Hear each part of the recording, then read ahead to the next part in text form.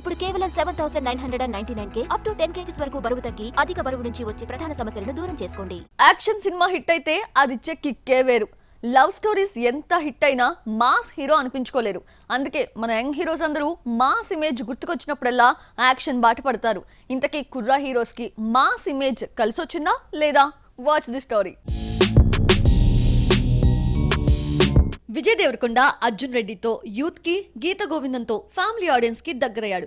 ఎంత మందికి చేరువైనా mass hero కాలేకపోయాడు. అందుకే మాస్ హీరోస్ ని తయారు చేసిన ఎక్స్పర్ట్ పూరి జగన్నాథ్ దర్శకత్వంలో లైగర్ మూవీ చేసినా ఫలితం దక్కలేదు. మాస్ ఇమేజ్ తో పాటు పాన్ ఇండియా ఇమేజ్ ఒకేసారి అందుతుంది అన్న కళ విజయ్ కి తీరడం లేదు.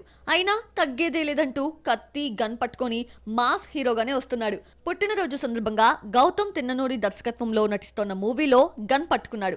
రాజావారు రాణి గారు వంటి లవ్ స్టోరీ తీసిన రాజ్ కిరణ్ కోల డైరెక్షన్ లో నటించే సినిమా పోస్టర్ నెత్తుటితో నిండిపోయింది. టాక్సీ వాలా వంటి హిట్ ఇచ్చిన సంకృత్యాన్ దర్శకత్వంలో నటిస్తున్న సినిమా పోస్టర్ చూస్తుంటే పీరియాడిక్ మూవీ చేస్తున్నాడు అనిపిస్తోంది. పూరి విజయ్ ని మాస్ హీరోని చేయలేకపోయినా రామ్ ని మాస్ హీరో చేశాడు. ఇస్మార్ట్ శంకర్ హిట్ అయినా మాస్ ఇమేజ్ పెంచుకునే ప్రయత్నంలో బోయపాటి డైరెక్షన్ లో నటించిన స్కంద ఫ్లాప్ అయింది. మరోసారి పూరిని నమ్ముకుంటూ డబుల్ స్మార్ట్ తో వస్తున్నాడు రామ్ పోతినేని. మాస్ హీరో అనిపించుకోవాలన్న డ్రీమ్ ప్రతి యంగ్ హీరోకి ఉంటుంది. స్టార్డమ్ దక్కకపోయినా చివరికి యాక్షన్ హీరో ఇమేజ్ వచ్చినా చాలనుకుంటారు. ఈ క్రమంలో తమకున్న లవర్ బాయ్ ఇమేజ్ ని పక్కన పెట్టేసి యాక్షన్ బరిలో దిగాడు నితిన్.